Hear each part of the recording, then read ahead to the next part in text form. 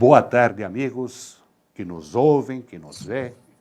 Nós estamos aqui ao vivo nesta quinta-feira para mais um bate-papo, mais uma entrevista promovida pela Urban Magazine, a revista do Grupo Novo Dia. O entrevistado de hoje é uma figura praticamente icônica no jornalismo brasileiro. É o jornalista Castilho de Andrade, que desde 2006 é o diretor de imprensa do Grande Prêmio Brasil de Fórmula 1. Castilho, boa tarde. Boa tarde, Anselmo. Boa tarde aos telespectadores aqui do Novo Dia. Como você sabe, eu sou de Jundiaí, na verdade, não nasci em Jundiaí, mas morei muitos anos em Jundiaí e iniciei a minha carreira de jornalista aí em Jundiaí. Então, é um prazer falar para os seus ouvintes, os seus telespectadores, os leitores do seu jornal. Só lembrando que a sua família é radicada aqui, a dona Irene, que tem mais de 90 anos, e ainda ela dá aulas como voluntária, ensinando a mulherada a costurar, a bordar, fazer coisas domésticas lá na Casa da Fonte, e sua irmã, Maria Cristina, aí, que tem um trabalho magnífico aqui em toda a cidade. Agora, jornalismo. A pergunta que não quer calar. Teremos Grande Prêmio Brasil de Fórmula 1 esse ano? Então, nós estamos, na verdade, a Interpub, né, International Publicity, que é a empresa que faz o Grande Prêmio do Brasil de Fórmula 1 desde 1980, aguarda agora, para as próximas semanas, a definição da data do Grande Prêmio. Esse ano, por conta da pandemia, o Mundial de Fórmula 1 sofreu um abalo muito grande. A gente teve 4 corridas canceladas, né? Os GPs da Austrália, da França, de Mônaco e da Holanda, e uma série de corridas adiadas. Canadá, Espanha, e Bahrein, China, Vietnã, todas essas provas não foram canceladas, foram adiadas. Então, a FOM, que é vamos dizer, o braço financeiro da Fórmula 1, braço comercial, ela está no momento refazendo o calendário. Ela divulgou as 8 primeiras provas, todas elas na Europa. A gente sabe que as 3 primeiras sem público, vão ser 2 seguidas na Áustria, uma no dia 5 de julho, a outra no dia 12 de julho, e em seguida, 2 semanas depois, o Grande Prêmio da Hungria. Nessas 3, as mesmas características, sem público e, curiosamente, com 10 jornalistas que foram, vamos dizer, escolhidos ali pela própria organização para cada uma das provas. Para você ter uma ideia, a gente costuma ter aqui no Brasil e também na Europa cerca de 300 a 400 jornalistas cobrindo cada grande prêmio. Você vai ter 10 nessas 3 primeiras corridas e com arquibancadas fechadas. Bom, então a gente vai ter primeiro essas corridas da Europa, né, as 2 da Áustria, depois Hungria, depois 2 na Inglaterra, depois Bélgica e depois Itália.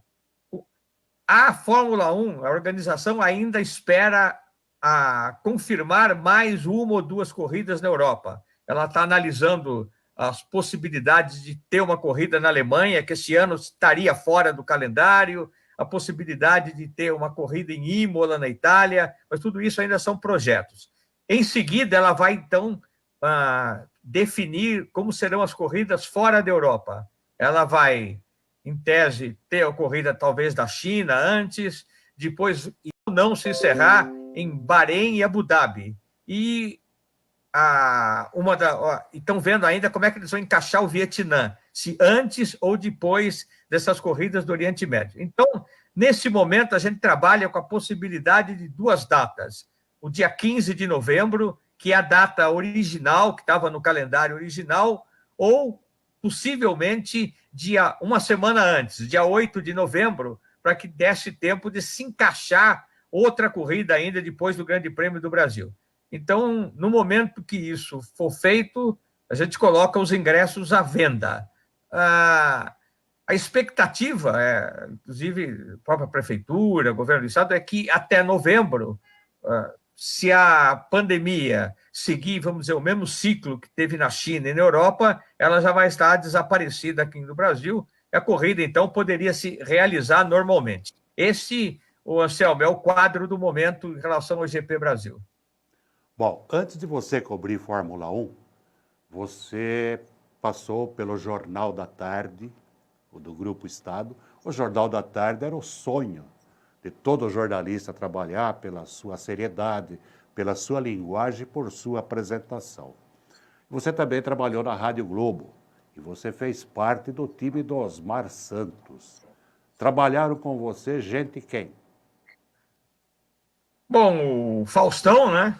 Uma figuraça. O Faustão trabalhava comigo também no Estadão, né, ao mesmo tempo. A gente trabalhava junto, eu no Jornal da Tarde, ele do Estadão, e depois nós fomos trabalhar junto na Rádio Globo, quando o Osmar saiu da Jovem Pan e foi para a Rádio Globo. Aí o Osmar levou algumas pessoas, o Faustão já estava com ele na Pan, mas o Osmar quis também levar alguns jornalistas que não tinham, vamos dizer, vícios de linguagem de rádio. Queria dar vamos dizer, uma oxigenada no rádio esportivo e tal. Então, ele contratou alguns jornalistas que não eram de rádio. Eu acabei entrando, conheci o Osmar de estádio, de futebol, essa coisa. Aí ele acabou me convidando. Então, eu fui e trabalhei com ele. Aí vieram também os dois irmãos dele, o Oscar Ulisses e o Odinei Edson, né?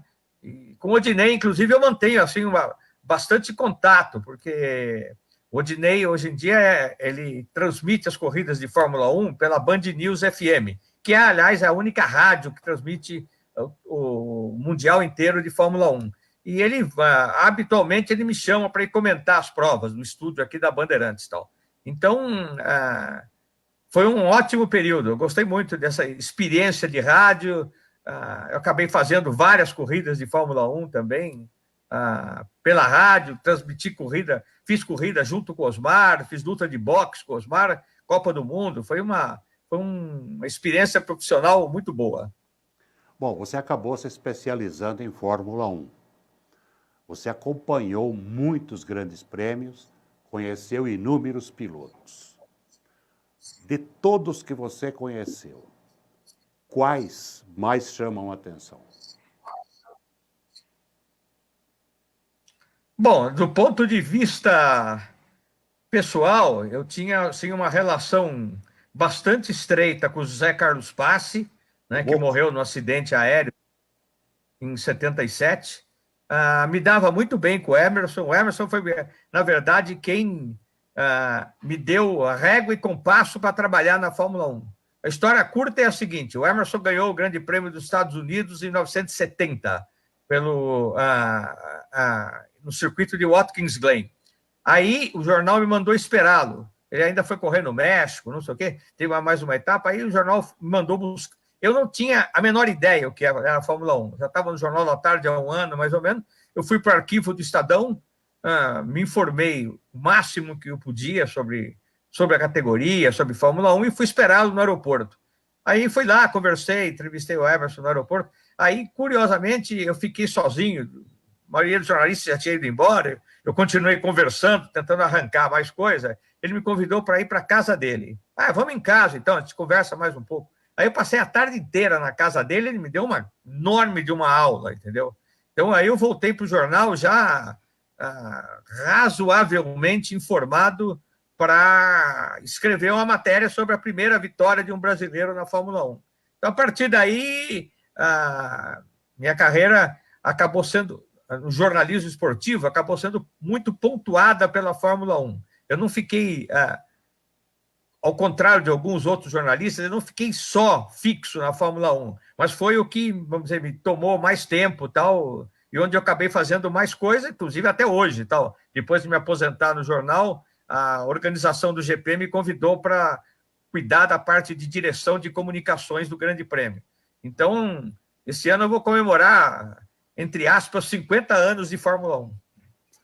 O Emerson Fittipaldi foi o sujeito que praticamente abriu as portas do Brasil para a Fórmula 1. Ele corria pela Lotus, né? Que era do Colin Chapman, é isso? Exatamente, o Colin que jogava o chapéu Toda vez que um piloto da equipe dele ganhava a corrida, ele jogava o chapéu. O Emerson, na verdade, ele teve esse mérito, né? Ele foi vamos dizer, o pioneiro. Ele chegou na Europa, o Brasil não tinha a menor tradição disso. Chiculândia, andou correndo ali nos anos 50, aquela coisa toda, mas o Brasil não tinha, vamos dizer, tradição nenhuma de um automobilismo de ponta. Então, ele era visto, mais ou menos, como uma figura exótica. Tal. Então, o que eu acho é que o Emerson, além das qualidades técnicas dele, né, de preparação de carro, de sentir muito o carro e saber conduzir bem uma prova, tal, ele teve esse mérito. Ele quebrou, vamos dizer, uma barreira que era grande, era muito difícil. Hoje, depois do Emerson, o cara chegava, eu sou brasileiro, não sei o quê, a coisa estava um pouco mais fácil. Porque, o Brasil já tem um cara que é bicampeão do mundo, ganhou 14 corridas, era uma coisa. Antes era mais difícil. Então, eu não tenho a menor dúvida de que os pilotos que chegaram à Fórmula 1 e vieram depois dele se aproveitaram disso. Aí veio o Piquet. Aí já eram 2 brasileiros campeões. Os caras que vieram depois do Piquet tinham ainda, eram vistos ainda com mais seriedade. O cara chegava, é brasileiro, opa, já tem o Emerson, já tem o Piquet, vamos olhar com cuidado. Entendeu? Então, o Emerson teve esse mérito, esse pioneirismo em romper uma coisa que não existia aqui no Brasil. E foi por conta disso que a Fórmula 1 acabou vindo para cá também. Né? Eu acho que sem o Emerson na Fórmula 1, dificilmente a gente teria, pelo menos naquele momento, naquela época, um grande prêmio aqui no Brasil. Primeiro em São Paulo, depois no Rio, depois de volta a São Paulo. O pioneirismo do Emerson, eu diria que foi mais longe, quando ele criou a equipe Copersucar. Ele fez o carro Fit 1 ou Fit 2, depois chegou até o Fit 5, né? Que por uma inovação tecnológica, inclusive, foi testado no túnel de vento da Embraer, em São José dos Campos. Então, ele teve o pioneirismo também de montar uma equipe brasileira. Pois é. Infelizmente, o projeto não durou muito tempo, era um projeto caro. Depois que passa, é fácil falar. Né? Eu acho, pelo menos, a minha visão do Copersucar foi que talvez o único erro que eles cometeram foi colocar o Emerson de cara já no segundo ano da equipe, quando ela não estava ainda bem ajeitada, bem profissionalizada ainda, tal, entendeu? Eu acho que o Emerson já era bicampeão do mundo, né? 2 vezes vice também, então eu acho que talvez eles devessem ter ficado segurado um pouco mais de tempo, 1 ou 2 anos, e aí sim colocar o Emerson. Eu não tenho a menor dúvida que se o Emerson continuasse na McLaren ou fosse para a Ferrari, era uma possibilidade. O Enzo Ferrari gostava dele, gostava do nome italiano dele, Fittipaldi e tal. O Emerson ganharia talvez mais 1 ou 2 títulos, talvez se ele fosse tri ou tetracampeão mundial. Aí, então, poderia vir para o Copersucar já num outro estágio, entendeu? O Emerson acabou sofrendo bastante as consequências de ter vindo antes para a equipe do Copersucar. Ele sempre falou que não tinha mais motivação de continuar correndo, ganhando, que ele queria fazer uma coisa diferente. Também tem que respeitar isso, tal. Mas, se for analisar de fora, eu acho que talvez o maior erro tenha sido esse, tal. A equipe antecipou, talvez muito, a contratação de um piloto que era bicampeão do mundo. Então, mas eu acho que, de qualquer forma, a tentativa foi válida. O projeto do Ricardo de Villa acabou conquistando 2 pódios, né? Foi segundo no Grande Prêmio do Brasil, aqui no Rio de Janeiro, depois foi terceiro numa corrida lá em Long Beach, nos Estados Unidos.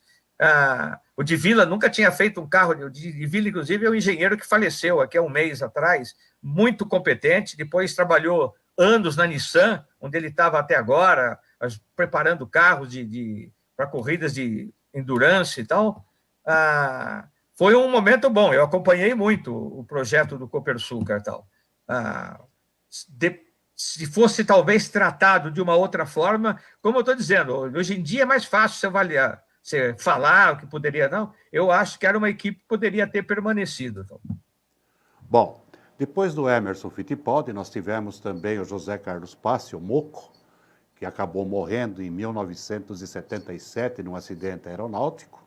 Ele estava pilotando o próprio avião. E depois veio o Nelson Piquet, que se tornou tricampeão do mundo.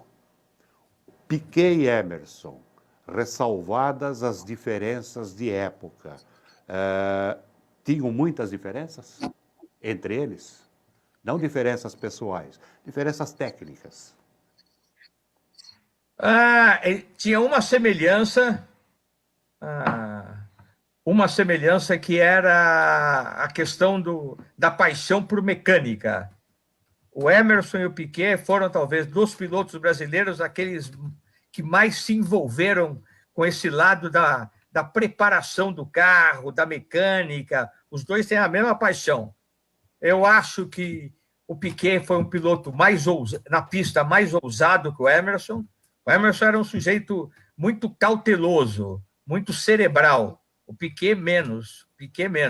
Tanto que você vê que o Emerson teve 6 poles na carreira toda dele, é uma coisa pequena, se você for comparar depois com Senna, com Hamilton, não sei o quê, chegando a 80, 90 poles. Tal. Então, o Piquet já não. O Piquet já era um cara que acelerava mais, era mais agressivo na pista do que o Emerson. O Emerson era um cara muito cerebral. Essa é a diferença. E a semelhança que eu vejo é isso. Dos pilotos brasileiros que chegaram à Fórmula 1, eu acho que foram os dois que mais se envolveram com mecânica. O Piquet, inclusive, ficou marcante a parceria dele com o projetista Gordon Murray, que foi, na época da Brabham, que preparou os 2 carros da Brabham para os 2 títulos do Nelson Piquet. Ele que construiu. E, por acaso, falando do Moco, ele foi um cara que bancou praticamente a contratação do Moco pela Brabham. O Gordon Murray, que depois fez carreira, entre aspas, com essa história dessa parceria dele com o Piquet, apostava no Moco como um piloto com potencial para chegar a um título mundial. Bom, depois o Nelson Piquet, que foi 3 vezes campeão mundial de Fórmula 1. Depois do Emerson, quer dizer, o Emerson foi antes, 2 vezes bicampeão mundial, foi bicampeão mundial de Fórmula 1. Depois de algum tempo, ele ganhou, inclusive, o Grande Prêmio de Indianápolis, nos Estados Unidos, de Fórmula Indy. E depois veio o Senna, Ayrton Senna, que foi visto como um prodígio e até hoje é admirado como um dos melhores pilotos do Brasil. Na sua análise, se o Senna não tivesse morrido em Imola, em 1994, o Michael Schumacher teria vida fácil na Fórmula 1 como ele teve? Não. Não, porque eu digo o seguinte, a minha opinião, o grande mérito do Schumacher é um piloto excepcional, mas o maior mérito dele, eu acho, foi ter montado, entre aspas, a equipe da Ferrari para ele ganhar mais 5 títulos. Ele era bicampeão mundial, foi para a Ferrari, levou 5 anos para conquistar o primeiro título, mas ele mudou a Ferrari, que não vencia campeonato desde 79. Ele foi lá, ele mudou tudo. Ele e o Jean Todt, que é o atual presidente da Federação Internacional de Automobilismo. Marcou hora, mudou. Na verdade, é uma piada, que até o Bernie Eccleston fala. O Schumacher transformou a Ferrari numa equipe alemã nos anos dele. E foi isso. Ele controlava o trabalho de todo mundo, horário. E ele foi vamos dizer, um programador da Ferrari nos anos em que ele permaneceu na equipe e tal. Agora, eu não tenho a menor dúvida de que a vida do Schumacher seria muito mais difícil com o Senna, por uma única razão. Acho que o Senna não teria a mesma capacidade de organização que o Schumacher teve. O Senna, mas que eu não tenho, eu tenho certeza, o Senna é mais rápido, ou era mais rápido que o Schumacher. O Senna, na minha opinião, foi o piloto mais rápido que apareceu na Fórmula 1, que não quer dizer que tenha sido o mais perfeito, mas foi o mais veloz, era o único cara que andava acima do limite.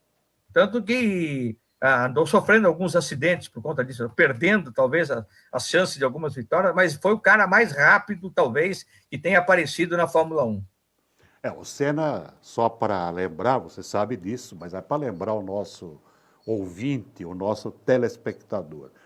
Teve um grande prêmio da Inglaterra, não lembro o ano, que foi transferido de Silverstone para um outro circuito, que eu não lembro o nome também, e criticou-se essa mudança porque esse circuito não tinha pontos de ultrapassagem, era impossível ultrapassar.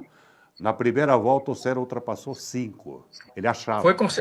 O circuito de Donington foi considerada a primeira volta, a melhor primeira volta da história da Fórmula 1. Até hoje é considerado isso. E não por acaso era na chuva. Aliás, é outro detalhe: ninguém andava como o Senna na chuva. Não apareceu, nunca existiu e até hoje não apareceu ninguém com a mesma capacidade de dirigir na chuva com o Senna. Tanto que a primeira vitória dele só não aconteceu, que foi com a Toleman, um carro limitadíssimo em Mônaco, porque o diretor de prova, o Jack Ickx, ex-piloto, aliás, muito bom piloto, ex-piloto de Fórmula 1, decidiu encerrar a corrida antes do limite, quando ele já estava em segundo e certamente ia ultrapassar o Prost. Se essa corrida não fosse encerrada prematuramente, estaria ali a sua primeira vitória na chuva. E a primeira vitória dele foi no Grande Prêmio de Portugal, em Estoril. Também choveu, né? Também choveu. O Senna realmente tinha uma capacidade de andar na chuva que ninguém tinha, vamos dizer, o mesmo talento e a mesma coragem dele de acelerar com pista molhada, pouca cortina de água, aquela coisa toda. Ele ia embora. Tal. Essa primeira volta que você citou da Inglaterra, do GP da Inglaterra, é emblemática. Acho que todo mundo que gosta de Fórmula 1 e não conhece, é só olhar no YouTube, que tem lá as imagens, é uma coisa impressionante. Né?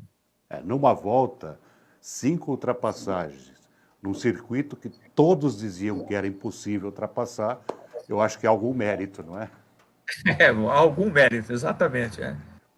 Agora, depois do Senna, nós tivemos aí o Massa, o Felipe Massa, que teve o Barrichello, são pilotos bons, mas que não tiveram a mesma projeção. Nós teremos futuros pilotos no Brasil, assim, na sua visão? Bom, deixa eu fazer só um parênteses. O Rubinho e o Massa, eles só não ganharam título mundial por circunstâncias assim de detalhes, né? Eu considero a corrida do Massa aqui no Brasil em 2008 talvez uma das provas mais dramáticas que a gente viu aqui no Brasil.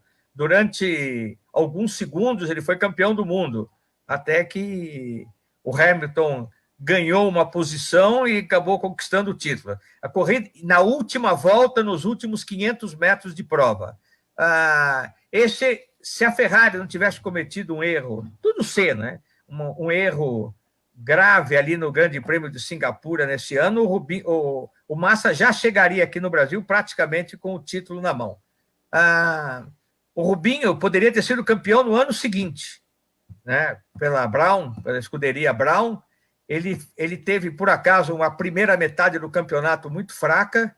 O Jenson Button, que era o companheiro dele, aproveitou todas as oportunidades. A segunda metade, o Rubinho teve mais pontos que o Button, mas não foi suficiente para compensar os pontos que ele tinha deixado de ganhar na primeira metade. Com isso, acabou não vencendo o campeonato. Então, mas se você for ver, por exemplo, o número de vitórias, os dois têm 11 vitórias na Fórmula 1. É mais do que alguns campeões mundiais. Tem gente que foi campeão mundial com 8, com 10 vitórias, entendeu? Então, os dois poderiam ter conquistado o título. Mas, voltando à pergunta, eu não sei em quanto tempo a gente vai voltar a ter um grande piloto. A gente tem, no momento, estão mais próximos, vamos ver, de uma possível vaga na Fórmula 1,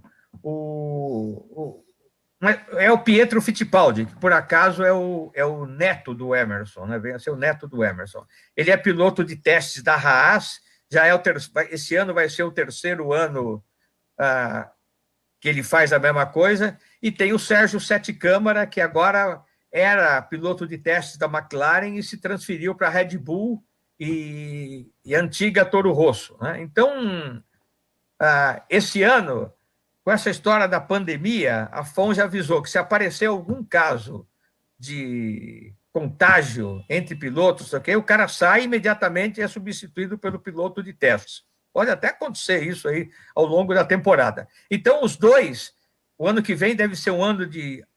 Ano que vem é 2021, de mudanças de piloto. Esse ano a gente não teve grandes mudanças, ano que vem deve ter.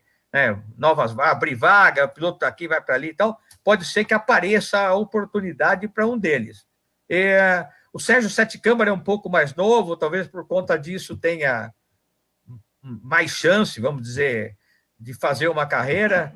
E tem alguns pilotos novos, que a gente é difícil avaliar ainda, que estão nas categorias de acesso, porque o Pedro Piquet, por exemplo, que parece bastante talentoso, é filho do Nelson, esse ano ele vai disputar a Fórmula 2, que é o último estágio antes de chegar na Fórmula 1, pode acontecer também, dependendo do desempenho dele esse ano. Agora, para pensar em vitória, em título, acho que a gente tem que 2, 3 anos para frente, quem sabe. Bom, em 1993, no Grande Prêmio Brasil, disputado em Interlagos, o Ayrton Senna, ele terminou a corrida as 7 últimas voltas, ou as 8 últimas voltas, com a 6ª marcha. Não, isso foi em 91. Foi o GP de 91. Então, ele não tinha outra marcha, a 6ª. Quando a gente sabe que chega numa curva, reduz-se para a 2ª, para a 3ª, para a 4ª, tem que ter mudança. Isso é habilidade, é saber conduzir o carro. E quando a gente fala de Fórmula 1 dos anos 80, 90, a tecnologia era outra. Nós tínhamos motores turbo, nós tínhamos o efeito asa e a marcha era na alavanca, ao contrário de hoje, que é no volante.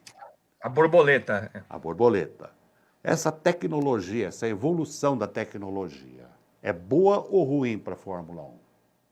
Não, é boa. Eu lembro, por exemplo, essa questão do câmbio, que você lembrou bem, que é uma coisa delicadíssima. Aquela vitória do Senna ficou uma coisa meio emblemática, inclusive, e tal, porque o Ricardo Patrese estava se aproximando muito dele e tal.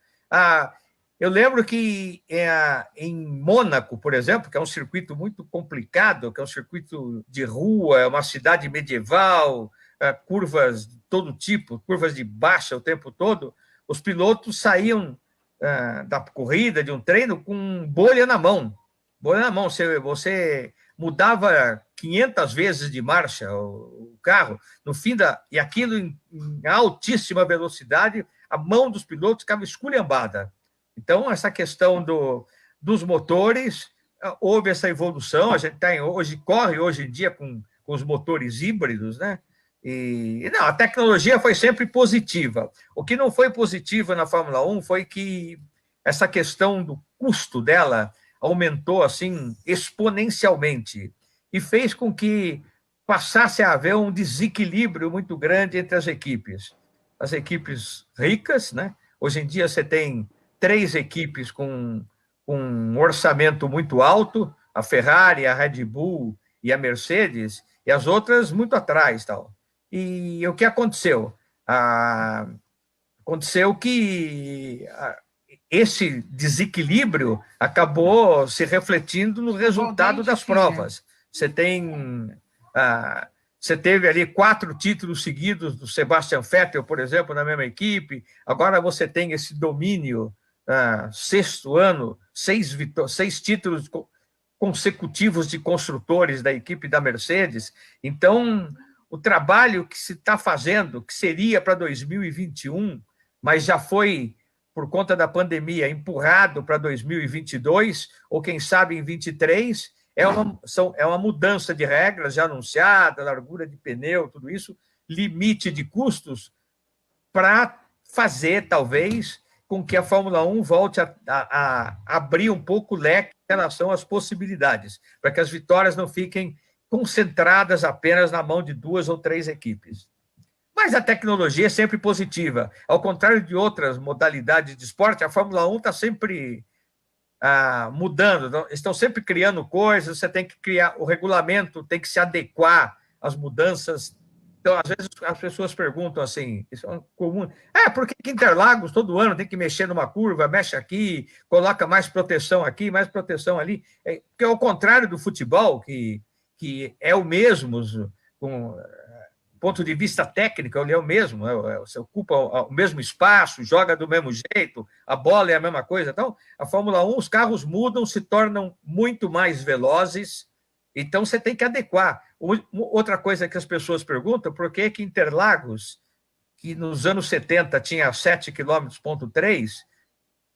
passou a ter 4,7 quando voltou a Fórmula 1 em 4,4 em 1990, porque o desenho do Autódromo de Interlagos, as áreas de escape que a pista dispunha com aquele distanciamento, não seriam suficientes para segurar os carros a partir de agora. Então, quando a Fórmula 1 voltou para cá, teve forçosamente que mexer na pista em função disso. Tal. Esse é um detalhe que muita gente às vezes não analisa. Você não tinha condição de correr com os atuais carros de Fórmula 1 no traçado antigo de Interlagos.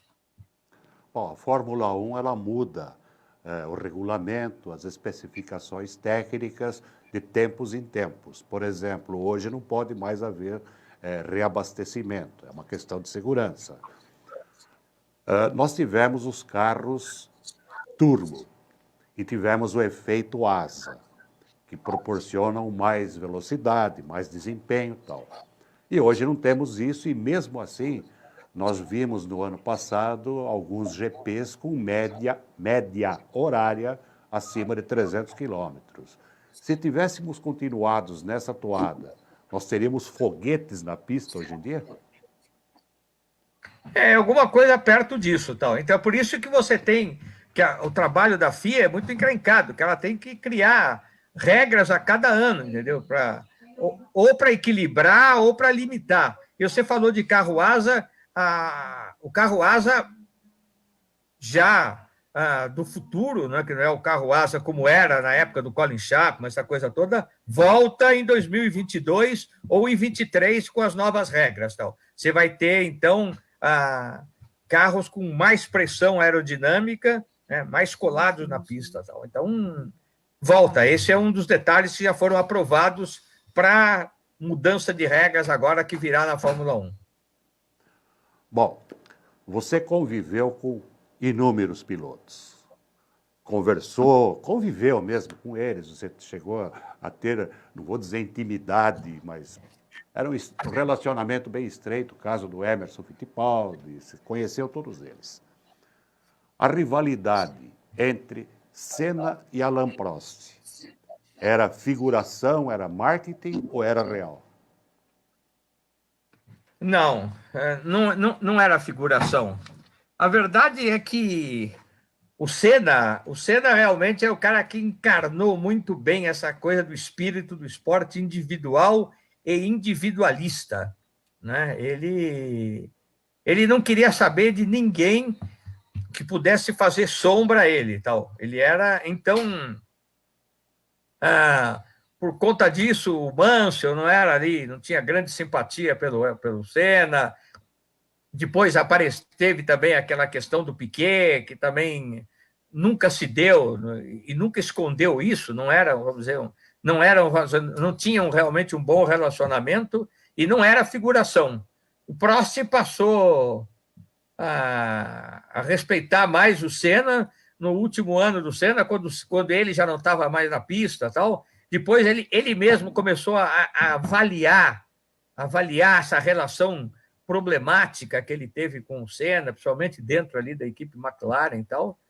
Ele chegou à conclusão que o Senna era aquilo, que ele tinha que entender o Senna daquela maneira. O Senna era uma pessoa obcecada pela vitória, ele tinha isso como uma coisa, uma trajetória de vida. Tal.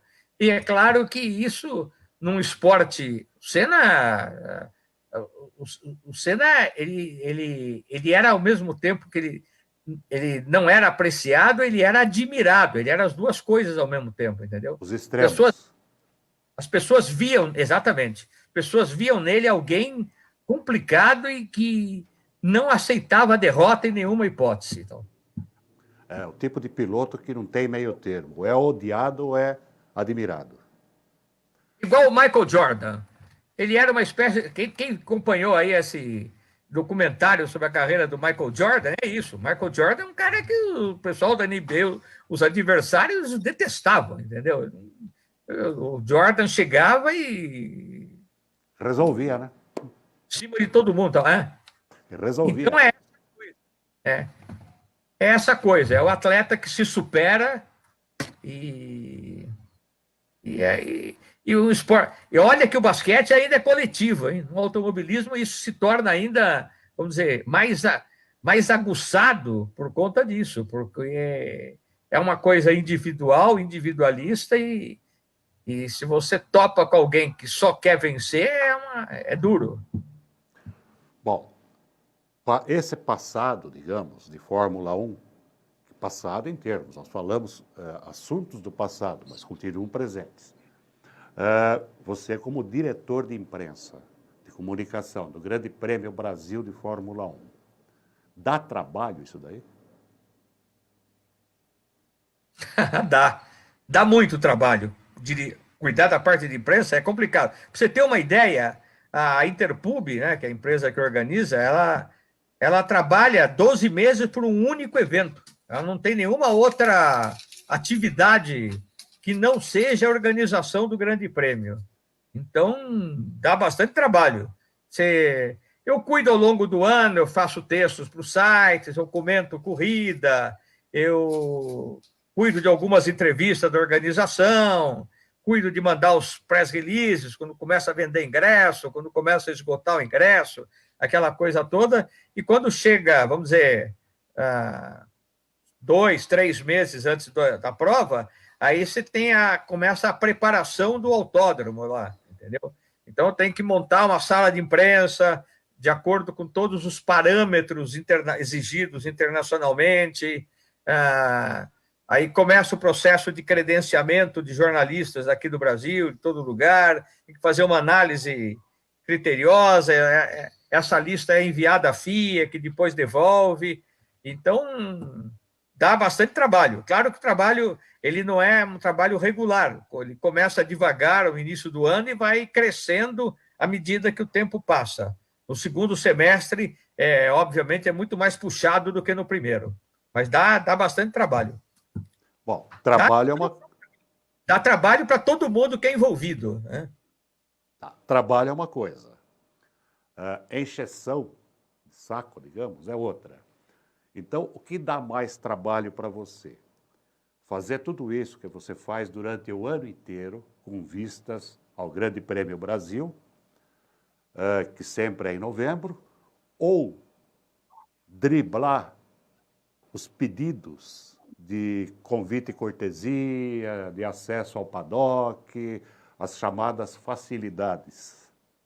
As chamadas carteiradas. Olha, isso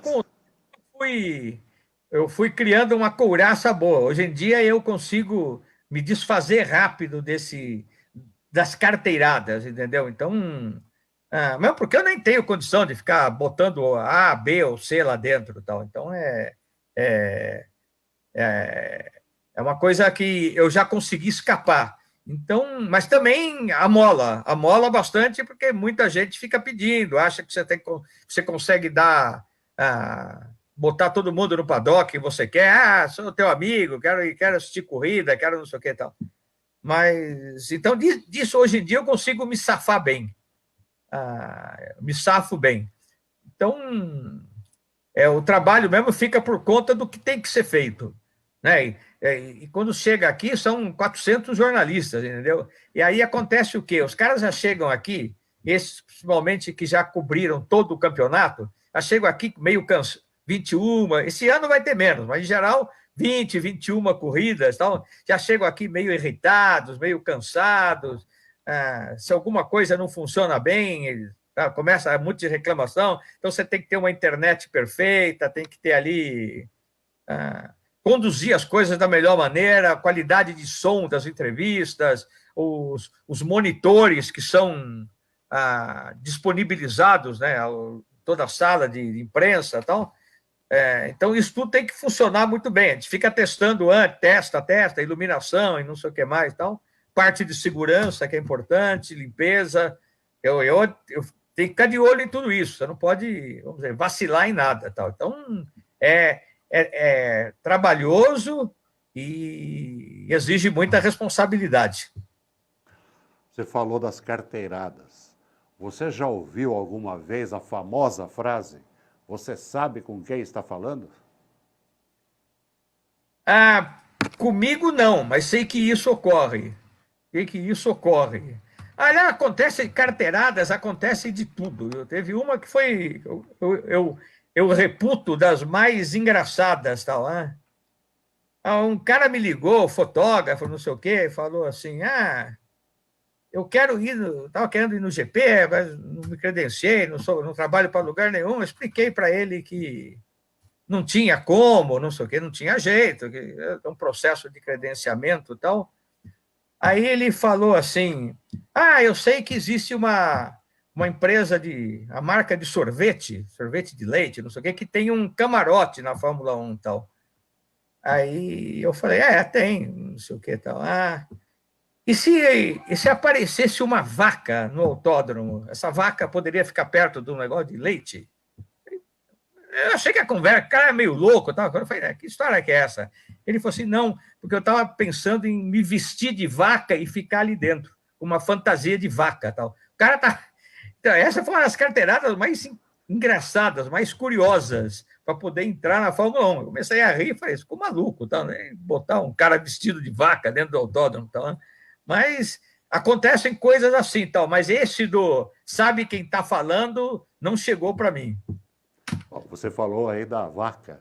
Imagine se ele quisesse ir no camarote da Red Bull. Ótimo. Ou da Toro Rosso, que dá na mesma, né? Exatamente.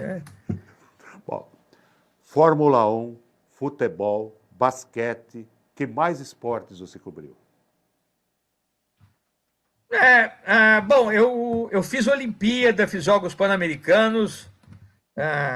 Então, eu tinha, por exemplo, no começo da carreira, paralelamente com o negócio de Fórmula 1, eu fazia muito esporte que na época ainda se chamava de esporte amador. Hoje em dia ninguém mais usa esse termo. Tal. Então, eu fazia muito atletismo, basquete, vôlei, entendeu? Era um judô um pouco. Eram os chamados esportes olímpicos, natação. Acabei fazendo Olimpíada, fiz PAN, fiz Mundial de uma ou outra modalidade disso aí e tal. Então, eu fiz tudo isso. Tal. Futebol, na verdade, dos esportes, foi embora eu tenha feito 3 Copas do Mundo, cobri seleção e tal, é o que eu tive sempre menos proximidade. Talvez porque gostasse um pouco menos também do que essas outras modalidades. Tal. Mas fiz também futebol, peguei uma época ainda boa, peguei o Pelé jogando, né? Peguei o Pelé, então Pelé com aquele timaço do Santos, tinha ali um relacionamento bom com alguns ex-jogadores, o Gilmar, por exemplo, foi goleiro e tal, da seleção do Santos, campeão do mundo. O Gilmar depois ele cuidava de umas revendas da GM aqui em São Paulo, e eu, como mexendo com automobilismo, eu cuidava um pouco também do automobilismo industrial. Então, eu acabei tendo assim, um contato com o Gilmar, aí cobri jogo, gostava muito de conversar com o Sócrates e tal. Eu peguei um período bom ainda, mas depois aí, realmente, de futebol, acabei me afastando de uma vez. Tal. Não tenho, esse pessoal mais novo, tal, não tenho contato nenhum. Bom, nós falamos no começo sobre o Jornal da Tarde, que era criativo, era demais. E nós estamos falando sobre futebol e sobre Copas do Mundo também. Você se lembra quem fez a capa do Jornal da Tarde quando o Brasil foi eliminado da Copa do Mundo de 1982? Foi a melhor capa já feita no país? Mário Lúcio Marinho. Era uma criança... Lúcio Marinho, foto... Menino chorando. Foto de Reginaldo Manente. Exato. Eu estava nessa Copa, eu cobri, mas não estava no jogo do Brasil. A foto, só para explicar, quem não viu, mas deve ter em internet isso, A capa só foi o logotipo do Jornal da Tarde, a foto capa inteira. Esse fotógrafo, Reginaldo, ele captou esse torcedor, era uma criança, com a camisa da seleção e uma lágrima escorrendo do olho. O título não teve, foi só a data. Barcelona, né? Exatamente. Foi a melhor capa já feita até hoje. E foi um impacto fantástico. Foi. Até hoje não existe capa melhor, não existe. Isso é uma unanimidade entre o pessoal da área de jornalismo. Você viveu uma época, como também vivi, onde a gente não tinha telefone celular, usava-se radiofoto, telex e orelhão ou teletipo, né, o telex. Hoje nós temos mais facilidades, temos o celular, microfone sem fio, WhatsApp, tem de tudo. A cobertura hoje, uma análise geral e sem criticar ou elogiar determinados órgão ou profissional, melhorou ou piorou? Bom, do ponto de vista de agilidade, você ganhou muito. Hoje em dia, o fotógrafo está em qualquer lugar do mundo, na própria máquina dele, já tem um chip, ele fez a foto, ele aperta um botão qualquer, a foto já está chegando aqui no jornal dele. Né? Então, é uma coisa indiscutível. Tal. O cara pega o texto, acabou de escrever o texto no computador, aperta um botão, o texto já está aqui na mão do editor.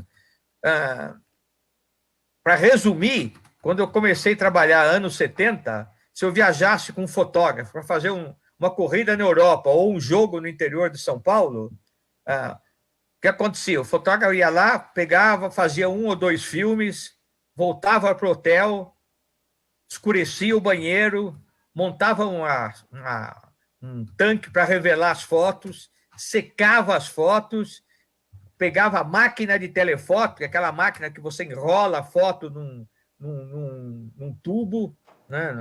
E essa foto, através de uma célula fotoelétrica, ela vai passando sinais para uma máquina idêntica que fica no jornal. Cada foto levava, em média, 20 minutos. Se não houvesse um barulho qualquer na linha, que era a linha telefônica, você tinha que repetir toda a tarefa. Então, você mandar uma foto, você levava 2 a 3 horas, entendeu? Hoje você leva 5 segundos.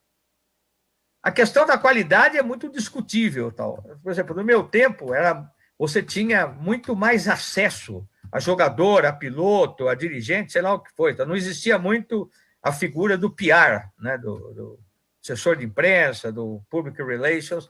Hoje em dia, você quer entrevistar um piloto, cara, você tem que passar por 2, 3 PRs antes. Tal. Dificilmente você resolve a coisa na hora. Tal. No meu tempo, você entrava no box, falava com quem você quisesse. Tal. Acabou o treino da seleção, eu entrava no campo e ficava lá, tentava pegar quem eu quisesse. Tal. Não tinha. Hoje em dia a coisa ficou muito mais organizada, entre aspas, mas também, ao mesmo tempo, dificulta muito o trabalho, por exemplo, de você tentar fazer mais coisas. Entendeu? Então, se por um lado, do ponto de vista técnico, a coisa melhorou muito, né? Por outro lado, você tem hoje mais dificuldades para executar a profissão. Então. Eu acho que muitas barreiras, muito assessor, muito public relations no meio. Muito mimimi, né? Não entendi. Muito mimimi. Bastante, muito mimimi.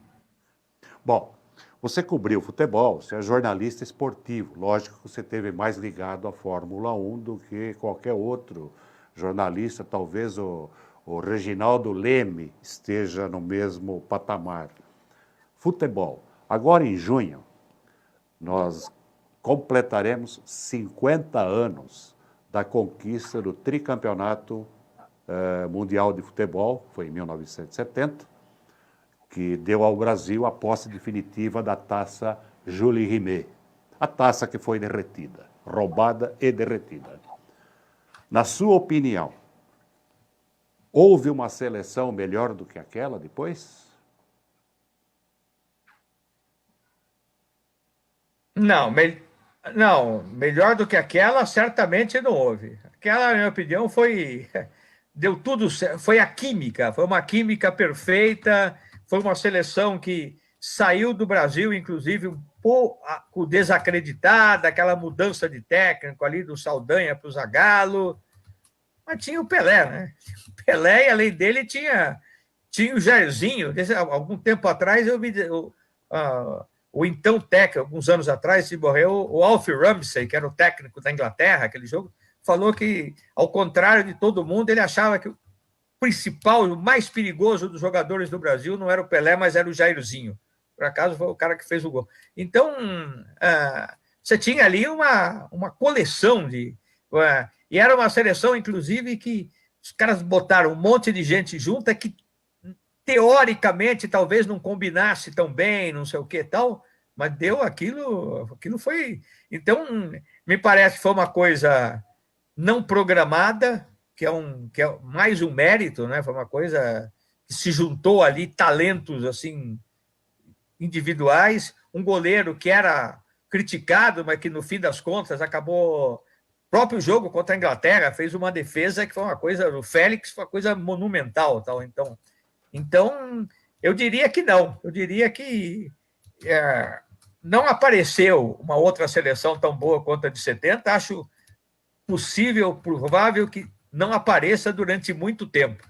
Porque a gente dificilmente vai ter outro Pelé, entendeu? Então, e todo o clima era muito favorável, né? A torcida mexicana toda defendendo o Brasil, torcendo ali pelo Brasil e tal. Não, acho que não. Resumindo, não apareceu ninguém melhor. Em 70 nós tivemos excesso de jogadores. O Jairzinho originalmente jogava de centroavante. Ele foi jogar na ponta direita. O Rivelino era meio de campo, foi jogar na ponta esquerda. O Wilson Piazza, ele era meio de campo no Cruzeiro e foi jogar de quarto zagueiro. Ou seja, foi uma espécie de acomodação de talentos, é isso? Então, e aí é que tá, entendeu? Hoje em dia é uma coisa meio difícil de acontecer, de você acomodar numa seleção pessoas de características um pouco diferentes para cada posição, né? Hoje em dia você segue, a impressão que me dá, eu acompanho um pouco à distância, são normas muito rígidas, os jogadores não se deslocam muito das suas respectivas funções, tal. Então, a gente não vai ter outra seleção de 70, não. Eu acho que não. Vamos torcer para ter outras razoáveis, suficientes para ganhar a Copa, tal, mas daquele padrão acho difícil. Bom, para encerrar, a sua ligação com Jundiaí, apesar de você ter nascido na capital, é muito grande. A principal avenida do bairro Eloy Chaves chama-se Avenida Benedicto Castilho de Andrade. Ele é o que de você? Ou foi, né? Meu avô paterno. Meu avô paterno e foi o primeiro advogado de Jundiaí a advogar. O Barão de Jundiaí, não sei o que foi, que também se formou antes dele, mas não chegou a advogar. Então, meu avô foi nascido em Jundiaí, né? E tinha chácara lá na Vila Liberdade, lá. E foi o primeiro, então é meu avô, foi o primeiro jundiaense a advogar. Então a ligação é antiga. Ligação é antiga. Eu estudei no Geva, estudei no Anchieta e comecei a trabalhar no Jornal da Cidade, lá quando o Sandro e o Vaia e o José Eduardo Borgonov e o Castor criaram o jornal. E os dois acabaram me trazendo para São Paulo. Tal. Então, a ligação tanto a parte de educacional como profissional. Castilho, só podemos agradecer sua atenção para conosco. Parabéns pelo trabalho que você fez, não que você está fazendo agora no GP Brasil, por toda a carreira. Você tem uma carreira brilhante, é um exemplo e prova que com vontade, com persistência e, principalmente, com ideais, pode-se construir alguma coisa. Parabéns e muito obrigado. Esteja sempre à disposição. Anselmo, muito obrigado. E eu também estou sempre à disposição de vocês para a gente, com essa novidade aqui dos lives, que é uma possibilidade ou uma oportunidade muito boa para a gente trocar ideias, tal. Muito obrigado, Castilho. Nós conversamos com Castilho de Andrade, jornalista, fortemente ligado a Jundiaí e que hoje é o diretor de imprensa do Grande Prêmio Brasil de Fórmula 1. Boa tarde.